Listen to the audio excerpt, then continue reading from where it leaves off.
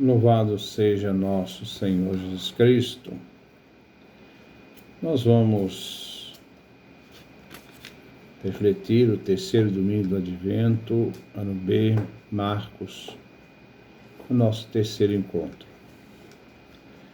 O terceiro domingo do tempo do Advento é o domingo da alegria, cuja fonte é o Senhor Deus, razão de toda a nossa alegria interior.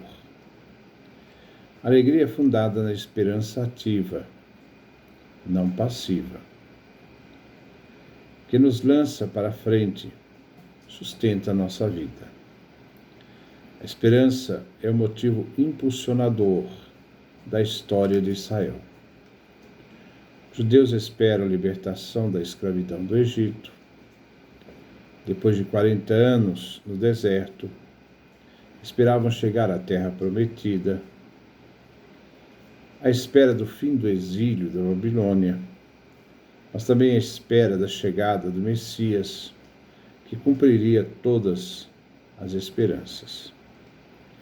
Flávio Joséfo nos relata que no tempo de Jesus existiam muitas pessoas que se apresentavam como Messias e que o povo acreditava ser verdade.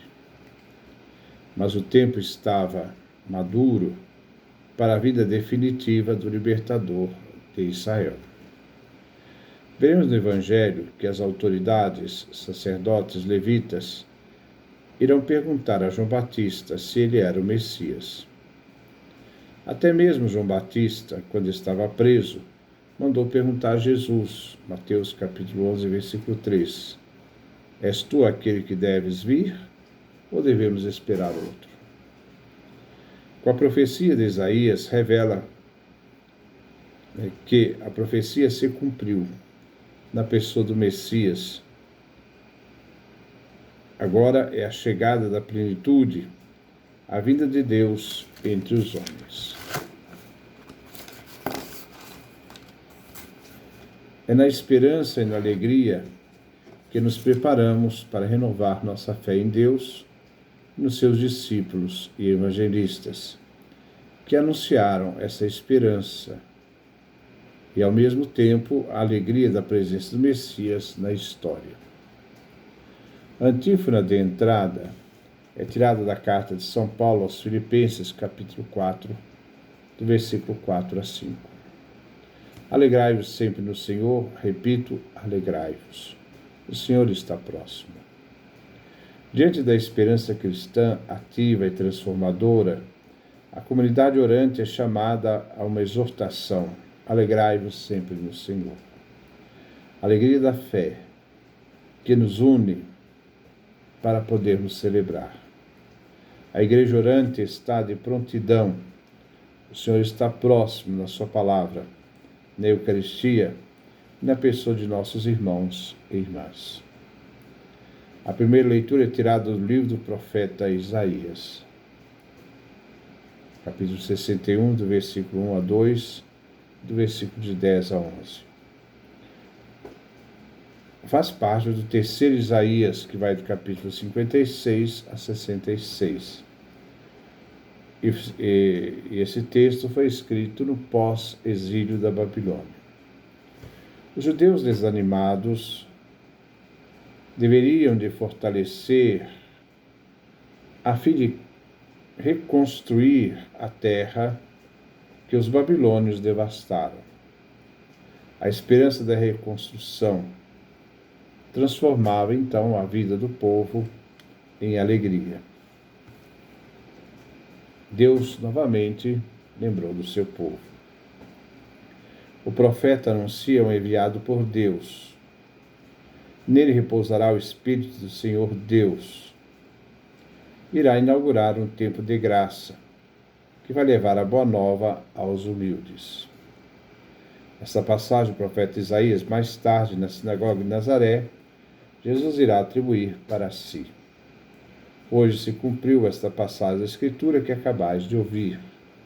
Lucas capítulo 4, versículo 16 a 21. Aqui Isaías relata o profeta em dois aspectos: a vocação e a missão. O profeta fala na primeira pessoa, onde ele é enviado em missão, está a serviço da palavra divina. Ele anuncia a boa nova, ele veio evangelizar e proclamar. Nesta tarefa, a missão está acompanhado pelo Espírito Santo. O Senhor me ungiu, possuindo a unção.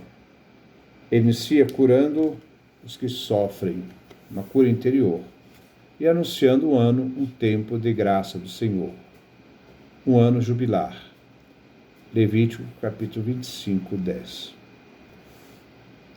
A oração divina tem duas direções, em que o Senhor liberta seu povo do exílio e liberta seu povo do seu sofrimento. No versículo 10, o próprio Isaías retoma o verbo na primeira pessoa. O Senhor Deus o adorna com um traje festivo.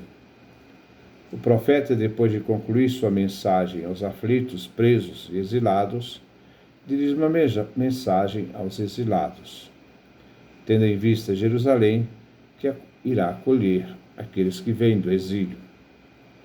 Não basta a fecundidade humana, pois maior é a bênção da justiça, que irá distinguir o povo eleito, eliminando a maldição, assim, do pecado. Jerusalém será transformada no jardim de justiça, transformada em cantos de louvor e glória, visto que louvor sem justiça não é aceita.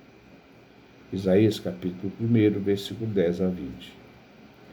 O salmo responsorial é o Cântico de Maria, Magnífica. O refrão é tirado de Lucas 1,46.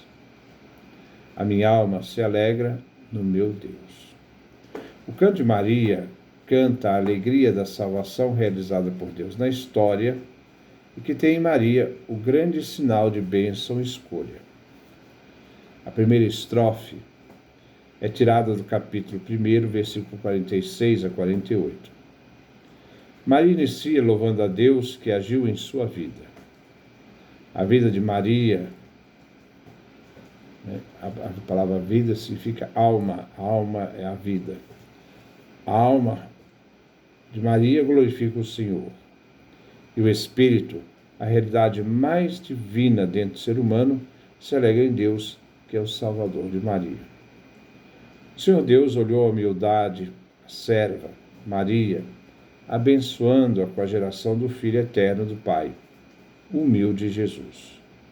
A humilde Maria gerou o humilde Jesus, que diz: sou manso e humilde de coração.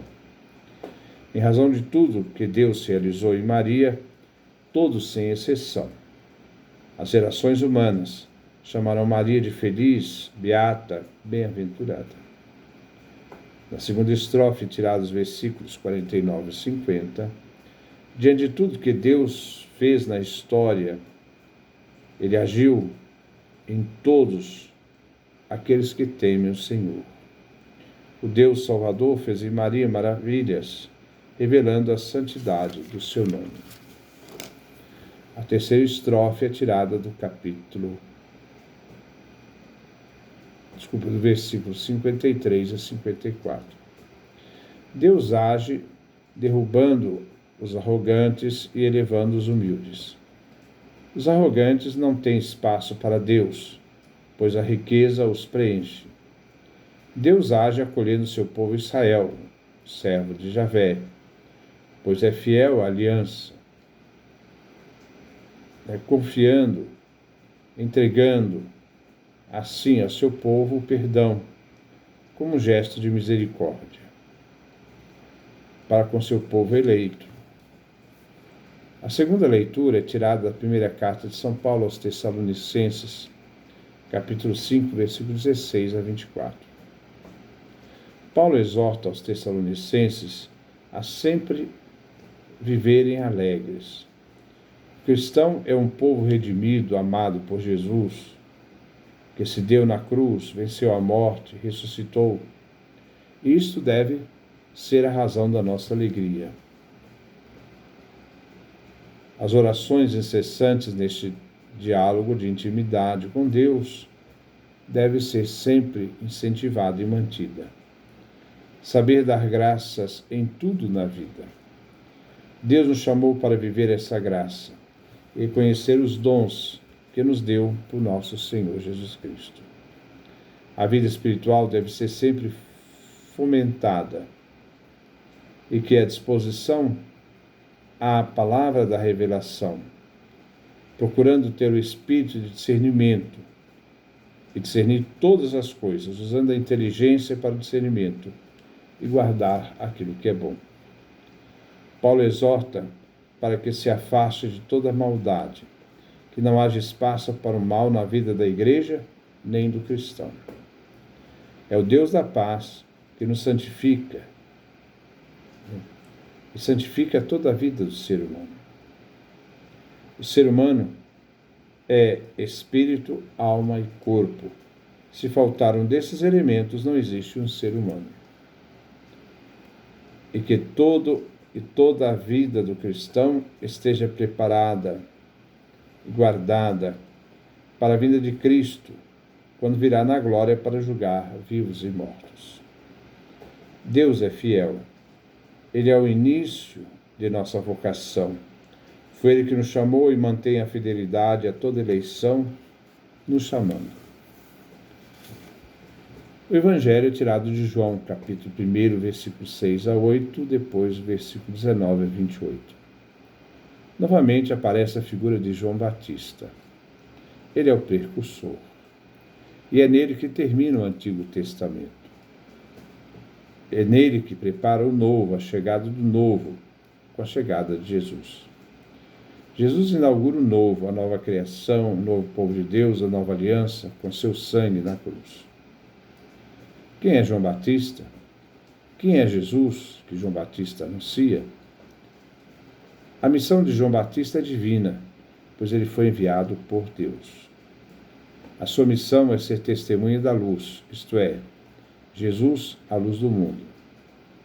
A missão era para que todos pudessem acreditar através do testemunho de João.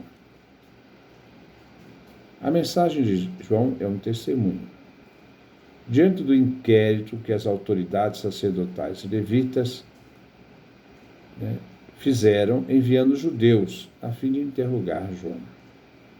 João Batista diz: não sou Messias, não sou Elias, não sou profeta.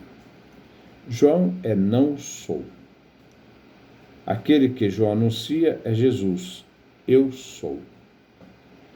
Eu sou é o nome de Deus revelado no livro do Êxodo, capítulo 3, versículo 14, quando Deus diz: eu sou o que sou. João é simples voz que grita no deserto. Jesus é palavra, palavra que está junto de Deus, palavra que é Deus, palavra que se fez carne e habitou entre nós. João capítulo 1, versículo 14. Ele é aquele profetizado por Isaías. Depois existe o inquérito sobre o batismo de João Batista. Mas há uma diferença entre o batismo de João e o batismo de Jesus. João batiza com água, elemento do mundo, criatura. João só pode oferecer água para expressar conversão. Jesus é aquele que não é conhecido ainda. E ele segue Jesus, porque ele vem depois de João. João não merece nem mesmo fazer o serviço mais humilde de desamarrar a correia das sandálias de Jesus. João inicia sua missão e testemunho sobre Jesus. A antífona de comunhão é tirada do livro do profeta Isaías, capítulo 35, versículo 4. Dizei aos desanimados: coragem, não temais. Eis que chega o nosso Deus. Ele mesmo nos salvará. A igreja comungante quer viver confiante na ação divina. E ao se aproximarem da Eucaristia e comungarem, os cristãos fazem com que o próprio Cristo, a nossa alegria, se transforme a nossa vida. Deus, na pessoa de Jesus, nos salva. Chega a nós, se fazendo o nosso alimento. Que Deus nos dê a sua graça, a sua bênção, sua face resplandeça sobre nós.